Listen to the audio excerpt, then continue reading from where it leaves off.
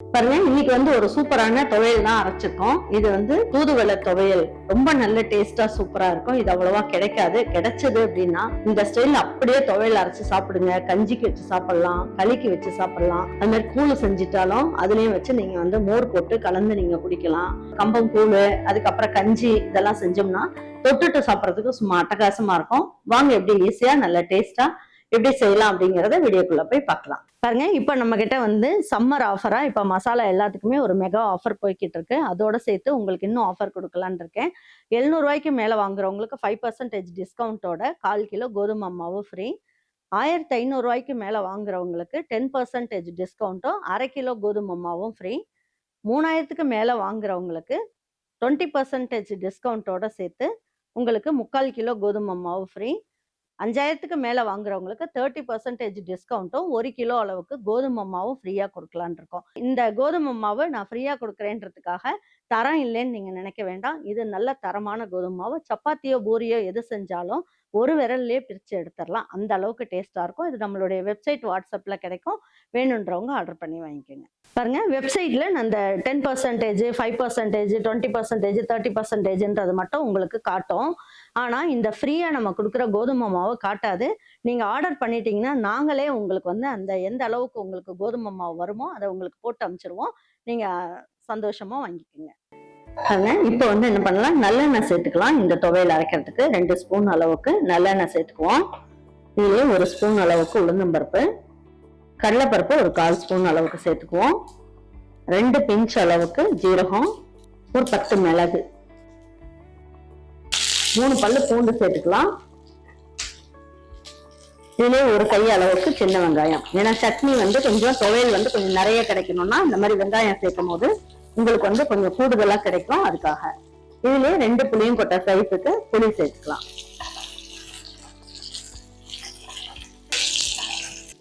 இதுலயே வந்து ஒரு 5 இனுக்கு அளவுக்கு கருவேப்பிலை சேர்த்துக்குவோம். நல்ல வாசனை கொடுக்கும். தூள் விளக்குன்னு ஒரு வாசனை கிடையாது. அதனால இந்த கொஞ்சம் கருவேப்பிலை, கொஞ்சம் கொத்தமல்லி இதெல்லாம் சேர்த்து நம்ம செய்யும் போது ரொம்ப நல்லா இருக்கும். அதுக்காக இதை சேர்த்துக்கலாம்.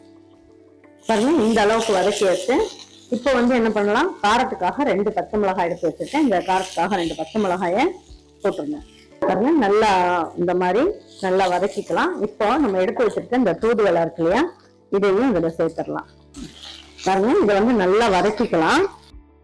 பாருங்க, இந்த அளவுக்கு நல்லா வதக்கிக்கலாம்.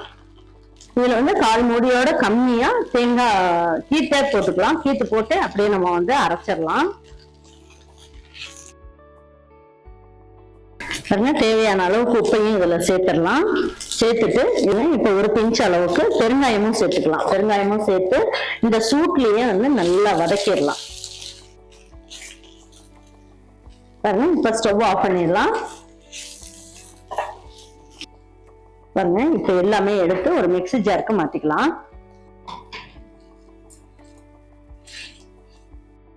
பாருங்க, இது வந்து நம்ம பல்ஸ்ல போட்டுட்டு கொஞ்சமா தண்ணி ஊத்தி நல்லா நைஸா அரைச்சு எடுத்து வச்சுக்கலாம். பாருங்க, இப்ப எடுத்து பார்க்கலாம். துவையல் பாருங்க எப்படி வந்திருக்குன்ட்டு. நல்லா இந்த அளவுக்கு நல்லா சூப்பரா அரைச்சாச்சு. இப்ப இதை எடுத்து ஒரு பாத்திரத்துக்கு மாத்திக்கலாம். இதுல ஒரு பொட்டு சட்னி கூட வேஸ்ட் பண்ணாதீங்க. ஏன்னா நமக்கு வந்து தூதுவளை எல்லாம் அவ்வளவா மார்க்கெட்லயும் கிடைக்காது. கிடைக்கும் போது இதை நல்லா இந்த மாதிரி அரைச்சு வச்சுக்கோங்க. அரைச்சு வச்சுட்டு இது சூப்பாவோ அப்படி இல்லைன்னா துவையலாவோ பொடியாவோ செஞ்சு வச்சுக்கலாம். ஒரு 1/4 ஸ்பூன் அளவுக்கு நல்லெண்ணெய் ஊற்றிக்கோங்க. நல்லெண்ணெய் ஊற்றிட்டு இந்த துவையலை நம்ம எடுத்து சாப்பாட்டில் போட்டு அப்படியே சாப்பிட்றதுக்கு சூப்பராக இருக்கும். பாருங்க, இந்த துவையல் எடுத்து இந்த சாதத்தில் போட்டுக்கலாம். பாருங்க, இப்போ வந்து இந்த சாதத்துல இந்த துவையில போட்டு அப்படியே பிணைஞ்சு சாப்பிடலாம். ரொம்ப நல்ல டேஸ்டா சூப்பரா இருக்கும்.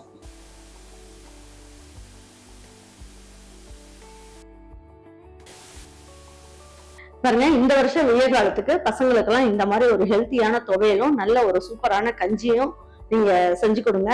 இந்த கஞ்சி வெரைட்டிஸ் எல்லாமே நான் உங்களுக்கு ஒவ்வொன்றா வந்து நான் அப்லோட் பண்றேன். எல்லாமே வந்து ஹெல்த்தியா இருக்கும். இதுக்கு துவையல் வச்சு சாப்பிடும் போது வேற லெவல்ல இருக்கும். கண்டிப்பா நீங்க உங்க வீட்டுல இருக்கவங்களுக்கு இந்த மாதிரி துவையல் அந்த மாதிரிலாம் செஞ்சு கொடுங்க. ரொம்ப நல்ல டேஸ்டா சூப்பரா இருக்கும். ட்ரை பண்ணி பாருங்க.